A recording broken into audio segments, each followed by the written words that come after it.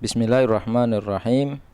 Di dalam kitab Musnad al-Imam Ahmad ibn Hanbal, kitab ini ditahqiq oleh Syu'aib al-Arnaud, diterbitkan oleh Muassasah Ar-Risalah, Al-Juz'u Tsamin wal Ashrun, yaitu juz yang ke-28.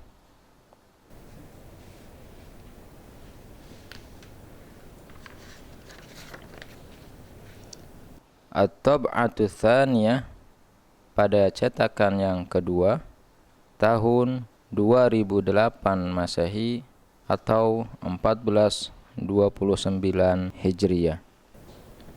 Terdapat pada halaman 478 hadis yang berasal dari Uthman bin Hunayf, salah satu sahabat Nabi.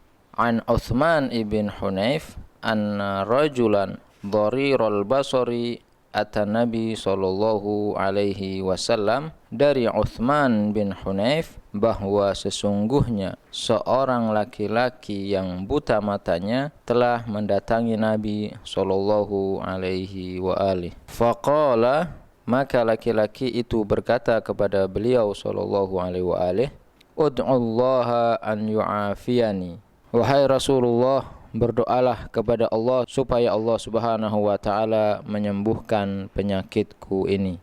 Qala, beliau sallallahu alaihi wa alihi menjawab, in syi'ta da'autu laka, jika engkau mau aku akan berdoa untukmu. Wa in syi'ta akhartu dzaka fa huwa khairun, namun jika engkau mau aku akan tunda doa untukmu, yang demikian itu lebih baik bagimu. Faqala, maka laki-laki itu berkata, ud'uhu, berdoalah kepada Allah Subhanahu wa taala untukku. Fa amarahu an yatawadda, maka Nabi sallallahu alaihi wasallam memerintahkannya untuk berwudu. Fayuhsina wudu'ahu, maka laki-laki itu memperbagus wudunya. Wa yusalli raq'atain, dan beliau sallallahu alaihi wasallam memerintahkannya untuk melakukan salat 2 rakaat. Wa yad'u bihadza du'a, dan menyuruh untuk berdoa dengan doa ini, yaitu Allahumma inni as'aluka, ya Allah, sesungguhnya aku memohon kepadamu, wa atawajjahu ilaika, dan aku menghadap kepadamu, binabiyyika Muhammadin nabiyyir rahmah, melalui nabimu Muhammad, nabi yang membawa rahmat. Ya Muhammad, wahai Muhammad, inni tawajjahtu bika ila rabbi fi hajati hadhihi, sesungguhnya aku menghadap Tuhanku melalui engkau dalam hajatku ini. Fatuqdhali, maka penuhilah hajatku ini. Allahumma syafi'hu fiyya, ya Allah, terimalah syafaatnya untukku. Dari riwayat ini, muhakkik yang bernama Syu'aib al-Arnaud mengatakan, isnaduhu sahihun rijaluhu thiqatun, sanadnya adalah sahih dan para perawinya adalah orang-orang yang terpercaya. Dalam riwayat ini, jika kita perhatikan dengan seksama, jelas bahwa orang buta tersebut meminta kepada Rasulullah sallallahu alaihi wa alihi dengan mengatakan, ya Rasulullah, berdoalah untukku. Akan tetapi beliau sallallahu alaihi wa alihi tidak langsung mendoakannya, tetapi justru beliau memerintahkan kepada orang buta itu untuk berdoa dengan doa yang beliau ajarkan kepadanya. Oleh karenanya, poin penting yang dapat kita ambil dari kandungan hadis ini adalah bahwa Rasulullah Shallallahu Alaihi Wasallam tidak mengatakan aku akan mendoakanmu, akan tetapi beliau mengajarkan sebuah doa supaya kelak nanti setelah beliau wafat, doa tersebut bisa diamalkan oleh umat beliau sallallahu alaihi wasallam. Dan hal ini terbukti setelah Rasulullah sallallahu alaihi wasallam meninggal dunia, sahabat pun melakukan hal yang sama, sehingga akan menjadi dalil bagi kaum muslimin akan bolehnya bertawasul kepada beliau sekalipun beliau telah tiada. Dan riwayat yang menjelaskan tentang bolehnya tawasul dengan zat dan kedudukan Nabi yang dilakukan setelah beliau tiada terdapat di dalam kitab Majma'uz Zawaid wa Manba'ul Fawaid yang dikarang oleh Al-Haythami, seorang ulama yang bermadhabkan Syafi'i, diterbitkan oleh Darul Fikir, Al-Juz'u Tsani, yaitu pada juz yang kedua.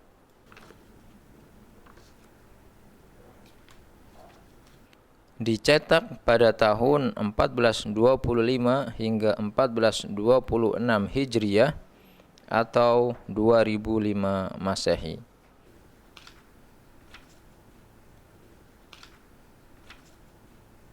Terdapat pada halaman 565, hadisnya berasal dari Utsman bin Hunayf, salah satu sahabat Nabi SAW, menjelaskan tentang tawasul kepada zat dan kedudukan Nabi SAW yang dilakukan oleh sahabat atau dilakukan setelah beliau SAW wafat.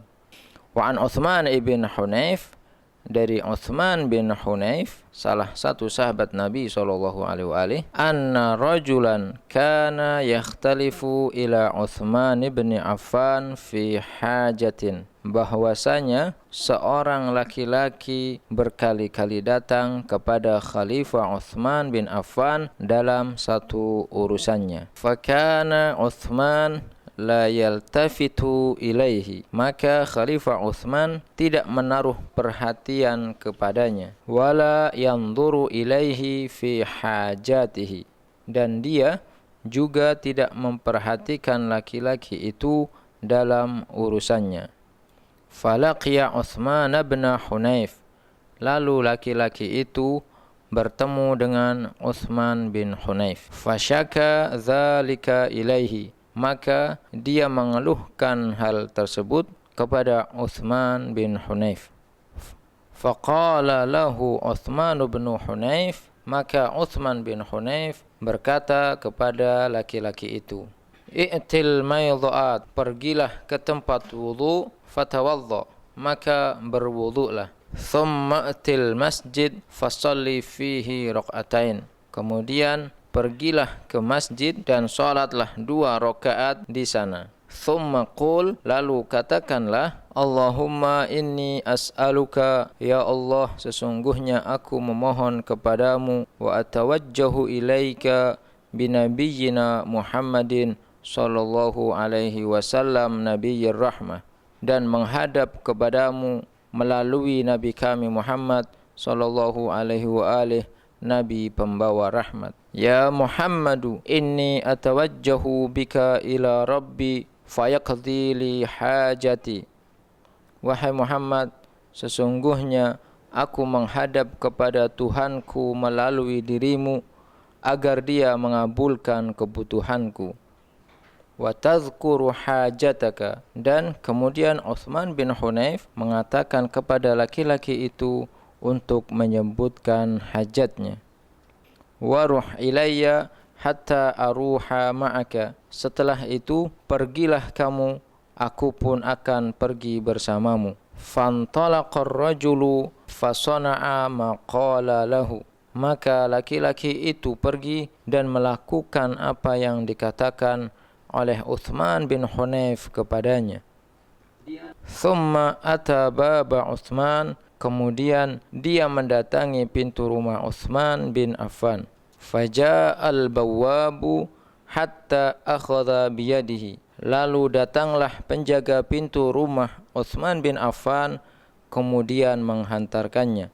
Fa'adkhalahu ala Utsman bin Affan, dan mempersilahkan masuk ke dalam rumah Uthman bin Affan. Fa'ajlasahu ma'ahu ala tinfisah. Maka Uthman bin Affan mempersilahkan untuk duduk bersamanya di atas permadani. Wa qala hajatuka. Lalu Uthman berkata kepada laki-laki itu, apa kebutuhanmu? Fadzakara hajatahu. Maka laki-laki itu menyebutkan hajatnya. Faqadhaha lahu thumma qala lahu. Maka Uthman bin Affan pun mengabulkan keperluan laki-laki itu. Kemudian Uthman bin Affan mengatakan, "Makanat laka min hajatin fa'tina." Kapanpun engkau memiliki keperluan, maka datanglah kepada kami. Thumma innar rajula kharaja min indihi falaqiya Uthman bin Hunayf. Kemudian laki-laki itu keluar dan bertemu dengan Uthman bin Hunayf. Faqala lahu. Maka laki-laki itu berkata kepada Uthman bin Hunayf, "Jazakallahu khaira." Semoga Allah Subhanahu wa taala membalas kebaikanmu. Makana yanzuru fi hajati. Dia sebelumnya tidak pernah melihat kepada kebutuhanku.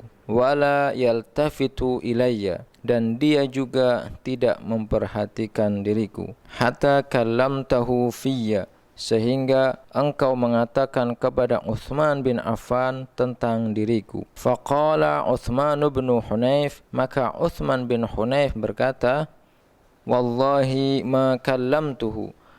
Demi Allah, aku tidak pernah mengatakan sebelumnya kepada Uthman bin Affan.